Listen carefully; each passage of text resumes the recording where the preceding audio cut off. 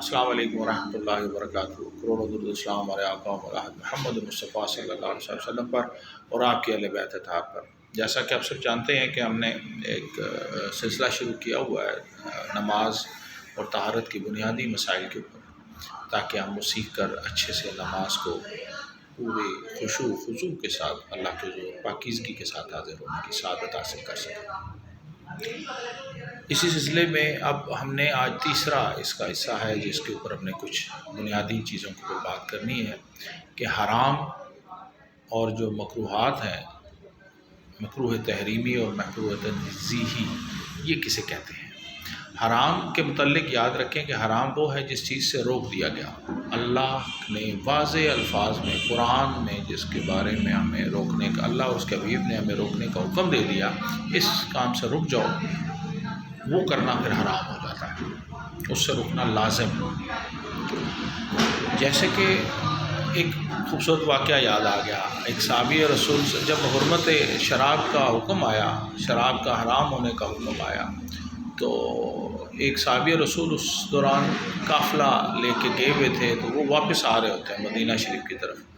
اونٹوں سے لدی ہوئی شراب کی جو ٹنکیاں انہوں نے رکھی ہوتی ہیں، لادی ہوتی ہیں اونٹ پر، کہ مدینہ میں آؤں گا اور اس کو میں شراب کو فروخت کر کے اپنی تجارت کروں گا۔ اس وقت تک چونکہ حلال تھا، تو جب وہ مدینہ کے قریب پہنچے تو ایک اور صحابی رسول صلی اللہ علیہ وسلم ان کو ملے، ان کو کہا کہ کیا تم جانتے نہیں کہ شراب کی حرمت کا حکم آ گیا ہے، کہ شراب حرام ہو گئی؟ تو اس نے کہا میں نہیں جانتا اس چیز کو۔ تو انہوں نے پھر وہ اپنے اونٹوں کو مدینہ سے باہر ہی روک لیا، کہتے سب یہاں روکو۔ خود پیدل چلتے ہوئے آقا کی حضور خدمت میں حاضر ہوئے، پوچھا یا رسول اللہ صلی اللہ علیہ وسلم، میں نے ایسے سنا ہے کہ شراب حرام ہو گئی ہے، شراب کو حرام قرار دے دیا گیا ہے۔ آقا نے فرمایا بالکل حق ہے، یہ حق، اس کو شراب کو حرام قرار دیا گیا ہے۔ فرمایا یا رسول اللہ، میں تو ابھی جو قافلہ لے کے گیا ہوا تھا اس میں تجارت کے جو مال میں لایا وہ شراب ہے، تو کیا میں اس کو فروخت کر کے اس کو ختم کر دوں؟ آقا نے فرمایا نہیں، حکم آ گیا تو حرام ہو گیا۔ تو انہوں نے کہا یا رسول اللہ صلی اللہ علیہ وسلم، اس میں چند یتیم بچوں کے بھی پیسے ہیں جس کا جو انہوں نے مجھے دیے تھے، تو میں اس کا نفع ان کو دینا تھا، تو کیا ان کے مال کو میں فروخت کر سکتا ہوں؟ فرمایا نہیں، سب حرام ہو گیا۔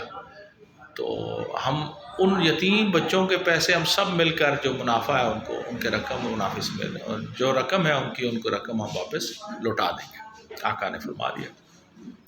اب یہ اٹھے واپس چلے گئے۔ اگر اس وقت اس دور کا کوئی بزنس مین ہوتا، کمزور ایمان کا ہوتا، میں سب کی بات نہیں کہہ رہا، بہت صاحب ایمان لوگ بھی اس دور میں ہیں، کمزور ایمان کا ہوتا تو وہ کیا کرتا؟ وہ یہ کرتا کہ وہ اپنے پورے کارواں کو لے کے کسی غیر مسلم ملک میں داخل ہوتا، کہتے چلو میں یہ بیچ کے اپنا تو منافع سائڈ پہ کروں، نقصان تو نہ کروں۔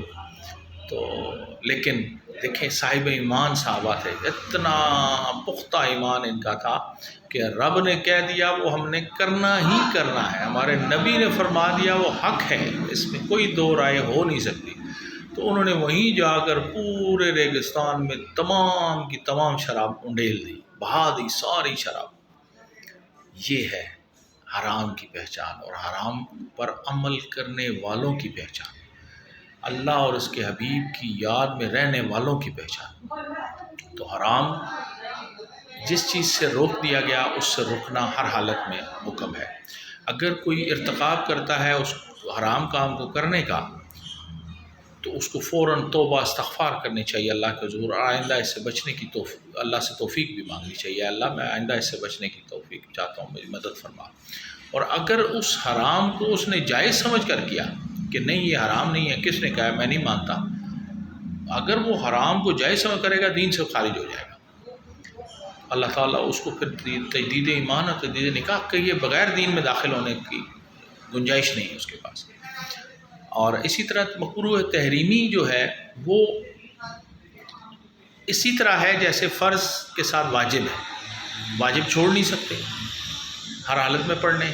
اسی طرح حرام کے ساتھ مکروہ تحریمی ہے، مکروہ تحریمی کرنے والا گناہ گار ہوگا، جس چیز سے روک دیا گیا ان میں مکروہ تحریمی بھی شامل ہے۔ اس کا میلان جو ہے حرام کے قریب ترین ہے، اس کا میلان، اس کا رجحان جو ہے وہ حرام کے قریب ہے، تو تو اس کو بھی نہ کرنے کا حکم ہے۔ مکروہ تحریمی جتنی بھی چیزیں ہیں تو انشاءاللہ آگے آنے والے لمحات میں آپ کو بتاتا جاؤں گا، تو وہ بھی حرام کے قریب ترین ہے۔ اور مکروہ تنزیہی جو ہے یہ مستحب معاملات جیسے اس نماز کے ساتھ مستحبات ہوتے ہیں، اسی طرح یہ بھی ایسا عمل ہے کہ جو کریں تو گناہ نہیں، نہ کریں تو مطلب اگر کر لیں تو گناہ نہیں ہے، اس کا نہ گناہ ہے نہ ثواب ہے، کوئی اس کے لیے ممنوع نہیں ہے۔ نہ کریں تو زیادہ اچھا ہے، مکروہ تنزیہی کو نہ کریں تو زیادہ اچھا ہے۔ اور باقی یہ ہے کہ اس کا اللہ تعالیٰ ہم سب کو ان معاملات کو سمجھنے کی اور ان کو عمل کرنے کی توفیق عطا فرمائے۔ آنے والے وقتوں میں انشاءاللہ ان کی مکمل نماز کے اندر مکروہات کے بارے میں بتاؤں گا، جو انشاءاللہ آپ سب کے لیے فائدہ مند ثابت ہوگا۔ السلام علیکم ورحمۃ اللہ وبرکاتہ۔